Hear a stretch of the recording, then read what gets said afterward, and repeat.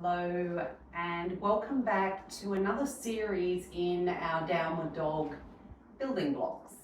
So as you may or may not already know about me, I have my own dedicated yoga practice at home and I have done for many years.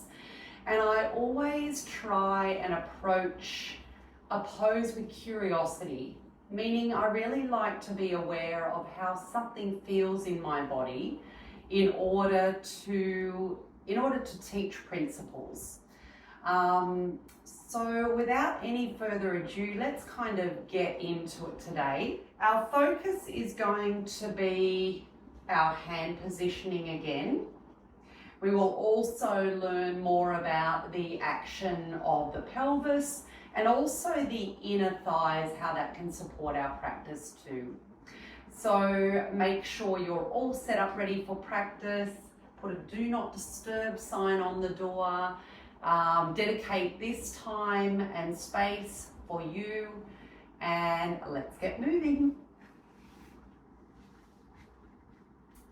Okay, you'll be happy to know we're starting on our belly.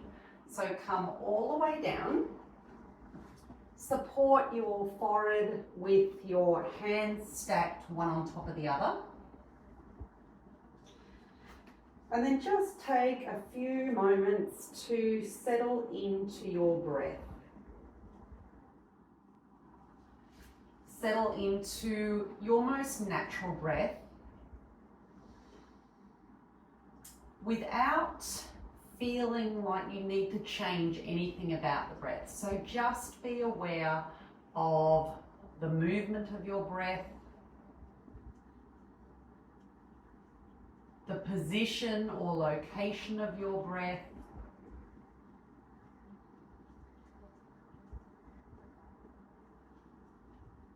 you might connect to any feels or sensations of the breath, temperature of the breath, support of your nervous system with the breath even.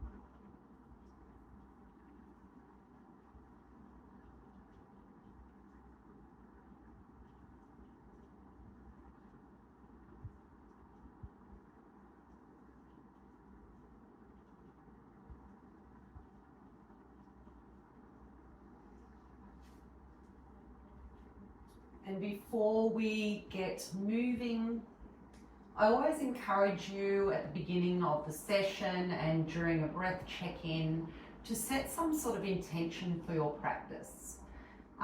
If you're unsure what an intention is, I have done a previous video on intention setting and breaking that down for you, so feel free to check out my library there. To be supported there. Otherwise, an intention is something that you desire to move in the direction towards. It can be some sort of mini goal relating to your physical attributes of your practice. It can be a goal also relating to your mental attributes of your practice. So set yourself an intention of something that you wish to move towards this practice. If nothing comes to you, that's okay too.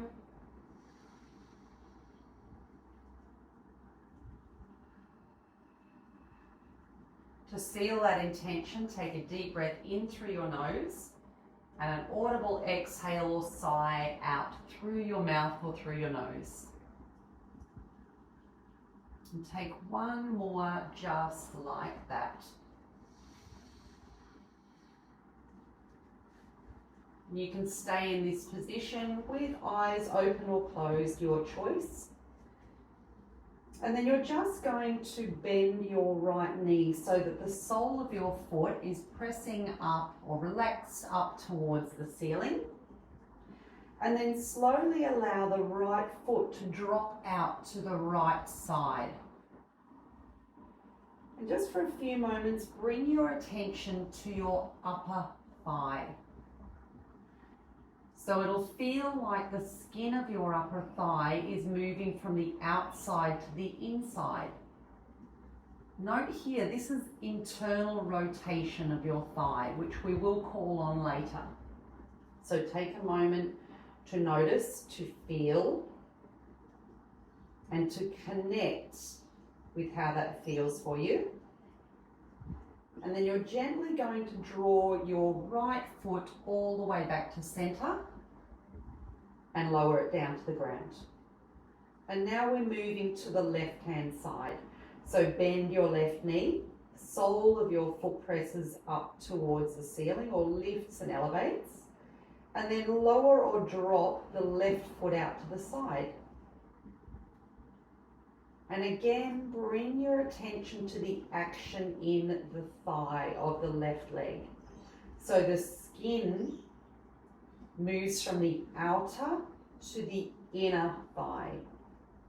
Again, internal rotation. Notice your hip position.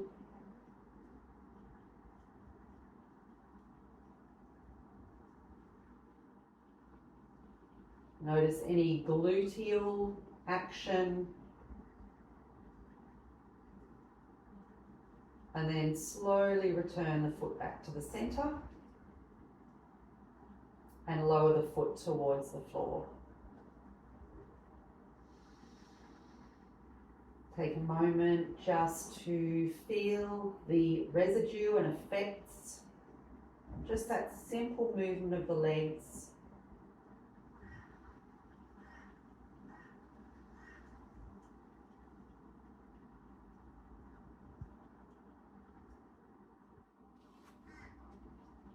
Draw your hands down alongside your ribs, just on the outer part of your ribs. Press down into the hands, lift all the way back to tabletop or all four position. And once you're here, place your knees below the line of your hips. So we've got this right angle shape here. Draw your hands slightly in front of the line of the shoulders. And we're going to move through some hip action here so that we can discuss the features of the pelvis moving into downward dog. So we have this forward tilt of the pelvis. So as you breathe in, the belly moves forward and the chest moves forward. So this is a forward or anterior tilt of the pelvis. If you think about the pubic bone, which is this bone just here, you want a feeling of pressing that all the way up and back. So really exaggerate that pubic bone moving back. And then we're creating an opposite action now. So now think about the tailbone scooping under. Just gently, we're not going to move too far into this. We just want to create a subtleness in the tailbone movement. So as you breathe in, feel the pubic bone moving back. Again, this will be an exaggerated feel of this as we move towards downward facing dog. And then as you breathe out, subtly tuck the tailbone down. So in downward dog, we'll be creating an action of these two kind of meeting in the middle somewhere. Continue to move through cat-cow with your breath, so each time your belly moves down, take an in-breath. And each time your tailbone tucks, move with an out-breath. If you feel comfortable here, move through 3 or 4 cycles of cat and cow. As much as you can, stay connected to the action of the tailbone, pressing down subtly, and the pubic bone lifting up.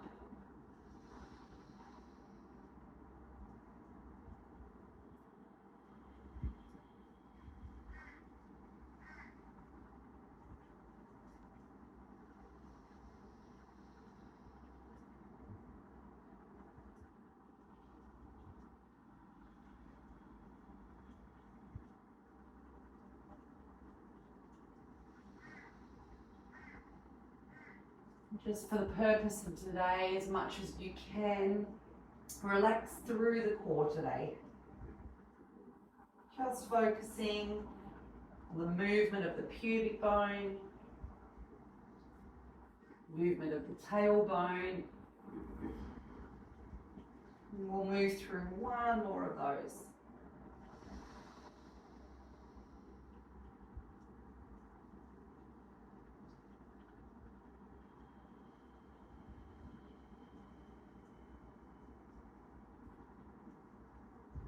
And then come back to a neutral spine.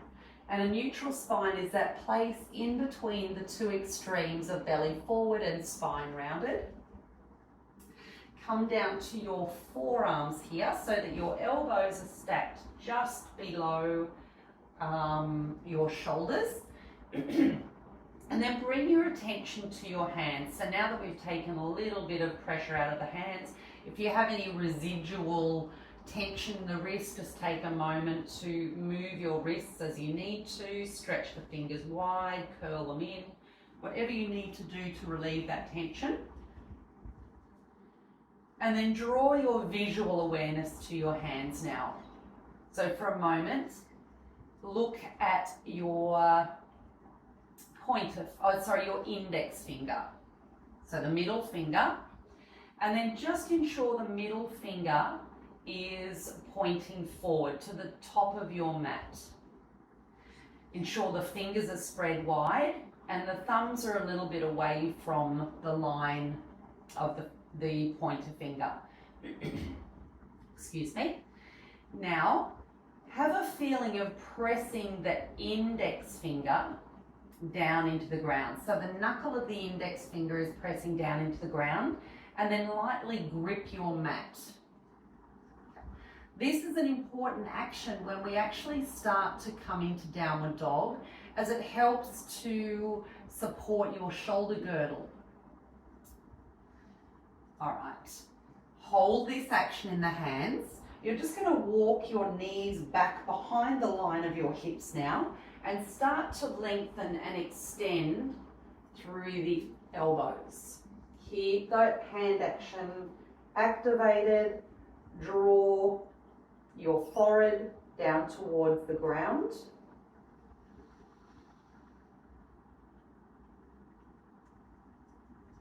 And then start to really activate the hands. And by that, I mean start to really press the knuckle of the index finger down into the ground. Grip the mat. And if you feel comfortable to, start to activate the arms by lifting the elbows up off the ground. And then there might be a real feeling of a squeezing between the shoulder blades. So as much as you can here, start to have a feeling of spreading the shoulders apart. And that might feel like pressing your armpits down towards the mat. And you might feel as though you've created now a little bit more space for your neck so it's not so crunched. And then draw the back of the shoulder blades down into the ribs. And again, this will create some length in the neck. And just take a moment to feel this action. It's quite a strong action, but without having to carry the weight of the rest of the body.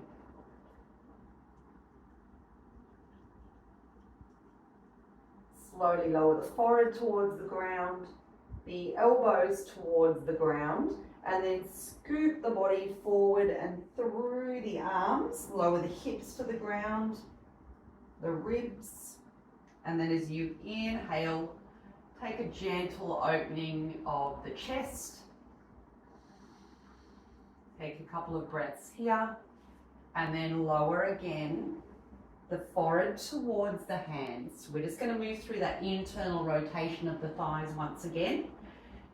So as you inhale, lift or bend the right knee, and then slowly let the right foot drop out towards the right hand side. Again, bring your attention to the upper inner thigh and feel the outer skin of the leg as it moves in. And if you don't understand that concept, I will show it to you again in another format.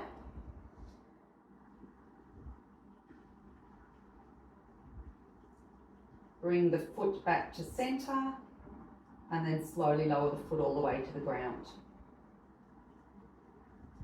Now bend through the left knee. Allow the left foot to drop out to the left hand side.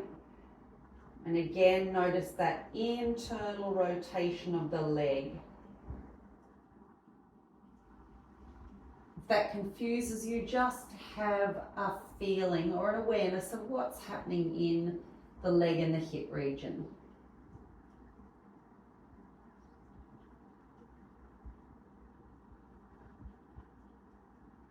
Inhale, come back to center. Exhale, lower the foot to the ground. Draw the hands down once again alongside the outer ribs. Spread those fingers just like we learnt just then, with the pointer finger pointing up towards the top of your mat. Press the knuckle of the index and pointer finger down into the ground. Grip the mat here and slowly start to push back to tabletop position. All right, let's give our first downward dog a go. And this is just a transition to come into a standing pose. So the hands are broad. We've got the fingers broad and the thumb broad. Pointer finger is pointing towards the top of the mat. Knuckle of the index finger is pressing down into the ground. Grip the mat and tuck the toes under here. On an exhale, you're going to push the hands as though they're moving up towards the top of the mat, and let the hips start to move up towards the ceiling. And then here the options are to either walk the hands back to meet the feet, or walk the feet forward to meet the hands. And then inhale, come to a halfway lift, letting the hands slide up the leg to whatever position is comfortably supporting you. And then exhale, take a breath out, come into your variation of forward fold, remembering that any of this tension you're feeling in the back of the legs can be alleviated somewhat by bending the knees generously. Press down firmly into the soles of your feet. You might notice that my toes are lifted or not because you're following practice. That's just to connect with the 4 points of the soles of my feet. On an inhale, you're going to press all the way up, come into a full body stretch, let the hands reach towards the ceiling, and then exhale, hands come back towards the heart. Okay, so I've talked a little bit about internal rotation of the thighs today, and I've talked about the outer skin feeling as though it's moving towards the inner thighs.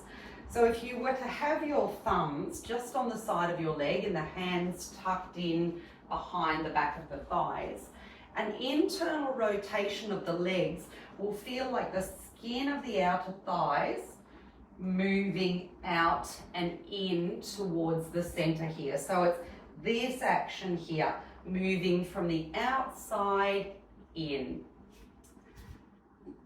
So if you were to take a block or a book or something just to give you some tactile feel and place it in the center of your thighs, then send your attention all the way down to your feet. And I want you to think about the outer edges of your feet parallel to the edges of your mat. So that might feel a little bit like a slight pigeon toe. All right, And then look down to your block as your reference. So we're just standing here, nothing's happening at the moment until I ask you to activate that internal rotation. So have a feeling of the outer skin wrapping towards the inner thighs. And if you're looking at the block, it might almost look like the block moving back a little bit. I'll just turn side on so we can see that. So important to note here that if you're a hyperextender, meaning the knees or the joints really push back, you want to create just a micro bend in the knees and then have this feeling of the outer skin wrapping inwards. And as the outer skin wraps inwards, you should see the block move back. So if you relax the legs again, you can even grab the outer skin of the thighs. You want to have a feeling of the outer skin moving in and add a slight squeeze to the block. So the inner muscles of the thighs are lightly squeezing the block. This is the leg action that we're employing in downward facing dog. So let's relax, we'll move through that one more. Again, you can grab the skin of your thighs, look down to your block for a reference, and then feel the outer skin of the thighs squeezing towards the inner thighs. And again, that might look like the block moving back. Knees are soft here, as soft and comfortable as they can be. And then relax and release. All right, remove the block. We're going to come down yogi style into downward facing dog. So again, check the reference of the feet. The outer edges of the feet are parallel with the mat. As you inhale, take a full body stretch, reach the hands all the way to the ceiling. As you exhale, soften the knees, fold forward. Nice and slow and steady. Let the hands rest either to a set of blocks or your thighs, wherever you're comfortable, or come all the way into a forward fold. Inhale, halfway lift. Exhale, walk the hands forward, knees can be generously bent here. Downward facing dog. So we've just entered it a slightly different way. Okay, let's talk about the features of downward facing dog. So quite often, as it is our first downward facing dog, it might feel right for you just to make some adjustments or some movements to your body, and that might mean slowly pedaling out through the legs. Could be a double knee bend and extension. Just make whatever movement feels right to support you. Know that at any stage, if staying here too long is uncomfortable for you, that you have the option to come out into some sort of rest pose that supports you and join back in as you're ready. So let's start with the hand features. Press the knuckle of the index finger into the mat. Ensure that that finger is pointing towards the top of the mat and lightly grip the mat. If you're noticing a crunching in the shoulders, then have a feeling of pressing the armpits down towards the mat or back towards the feet to create a bit of space in the shoulders. And then as much as you can, just relax through the neck. And then travel your awareness now all the way down the sides of your waist and the spine, up towards the sit bones and that pelvic region. So here, think about the pubic bone, just like we did in downward facing dog. Think about the pubic bone pressing up and back, and then at the same time, balancing that out with the tailbone pressing down slightly. And that may feel like some activation in the core is happening for you now. Keep working with me, you're doing great. Now if you move your attention down to the thighs, or actually move your attention to your feet first and eyeball your feet so that the outer edges of the feet are parallel with the mat. Bring the awareness then up to the kneecaps and to the inner thighs, and have a feeling of the outer skin of the thighs moving in. And if you keep thinking about the pubic bone pushing up and back, that should help somewhat with that internal rotation. If you're still with me, we're taking 2 more breaths here. If you're not, then that's fine too. We'll meet you, or you meet us back here.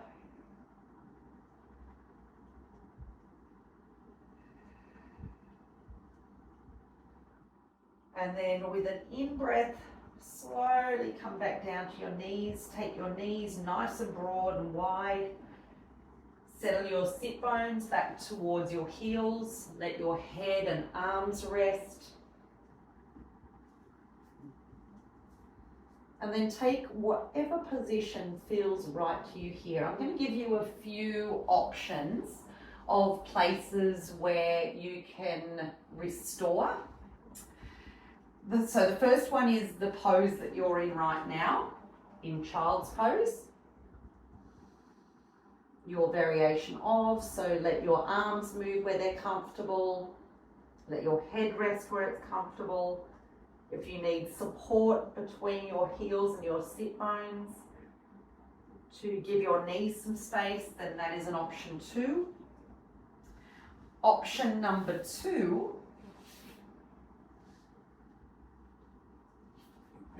is to come to a supine position, so on your back. And there's a couple of options here. So number 1 might be just drawing your knees in towards your chest and adding any movement.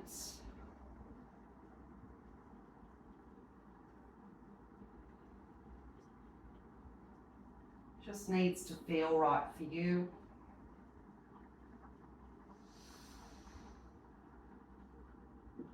Another option might be to take a twist. So that will mean just letting your arms relax out by your side. Your feet could be as wide as the mat with the knees drawn in together.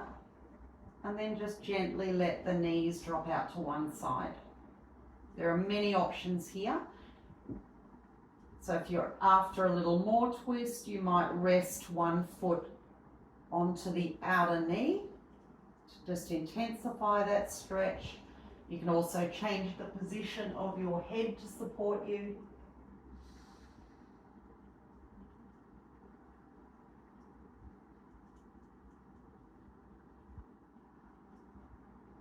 And if you do twist, then don't forget to twist to the other side. The second last variation, and I'm not going to move to the wall to show you this, but if you have a wall nearby, it's often a really nice restorative pose to let your legs rest up the wall.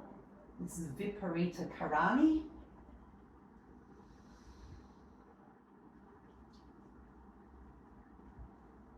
And the very last option to seal your practice could be Shavasana. So just letting yourself rest with arms out by your side, your feet relaxed.